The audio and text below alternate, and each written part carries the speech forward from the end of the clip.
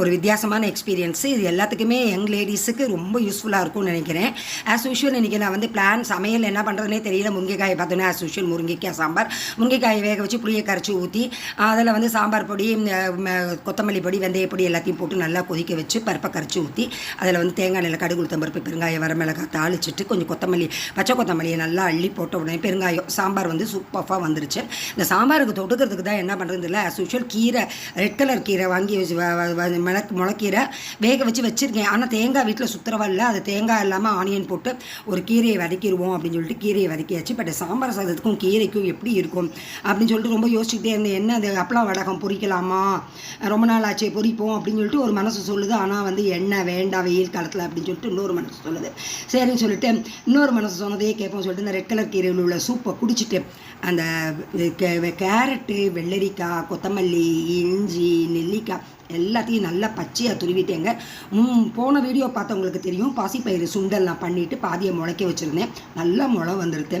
நல்லா ட்ரையாக இருந்தது கொஞ்சம். பட் இதெல்லாம் போட்டு கலந்து இந்த காய்கறி அதையும் போட்டு கலந்து இது நல்லா இருக்குமா சாம்பார் சாதத்துக்கு ஒரு டவுட்டோடையே நான் வந்து சாம்பார் சாதத்துக்கு போட்டால் ஃபுல்லாக ஆல்மோஸ்ட் முக்கால் காலி ஆகிடுது.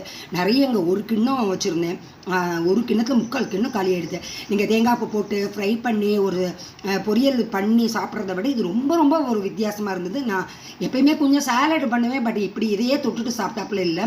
இது இன்னும் ஒரு அட்வான்டேஜ் என்னென்னா, நான் சாப்பிட்டு முடித்த உடனே ஒரு 1 hour கழிச்சு ஸ்நாக்ஸு சாப்பிட ஆரம்பித்தா சாப்பிட்டுக்கிட்டே இருப்பேன். அதுவும் ஒரு ஸ்டோரி புக்கு, யூடியூப்பில் சினிமா ஏதாவது பார்த்தா பக்கத்தில் அரைச்சிக்கிட்டே இருப்பேன்.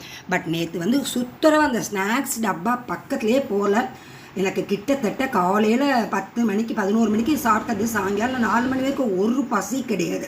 அவ்வளோ பிறகு டீயை மட்டும் குடிச்சிட்டு அப்படியே வந்து பார்த்தேன். இன்னும் கொஞ்சம் சாலட் இருந்தது, சாலடை கொஞ்சம் இருந்தது. சரி அதை எதுக்கு வேஸ்ட் பண்ணுவானேன்னு சொல்லிட்டு அப்படியே மறுபடியும் உட்காந்து சாப்பிட்டுட்டு நான் வாக்கிங் போனால் அவ்வளோ ஒரு பிரிஸ்காக இருந்தது. இது வந்து நான் எதுக்கு சொல்ல வரேன்னா, இந்த ஸ்நாக்ஸ் சாப்பிட்ற கிரேவிங்கை வந்து இதை வச்சு நம்ம வந்து ஈஸியாக கொஞ்சம் மினிமம் பட்ஜெட்டில் சூப்பராக நம்ம வந்து இந்த கிரேவிங்கை வந்து அடிக்டை வந்து நம்ம அவாய்ட் பண்ணலாம். என்னுடைய எக்ஸ்பீரியன்ஸ் இதுதான். நீங்கள் எல்லாருமே வந்து நம்ம சாதத்துக்கு வந்து இந்த சாம்பார் சாதத்துக்கு வந்து இந்த சுண்டல் நல்லா இருக்காது, வேகவே வைக்கலை, அவ்வளோவுமே பச்சை தான். இந்த கீரை சுண்டைக்காய் வந்து முதல் நாள் வறுத்தது இருந்தது, எல்லாத்தையும் போட்டு நெய்யை ஊற்றி சாம்பார் சாதம் காலையில், சாயங்காலம் அந்த ஸ்நாக்ஸில் பாதி இருக்கிறத சாப்பிட்டுட்டு இன்றைக்கி டே வந்து சூப்பராக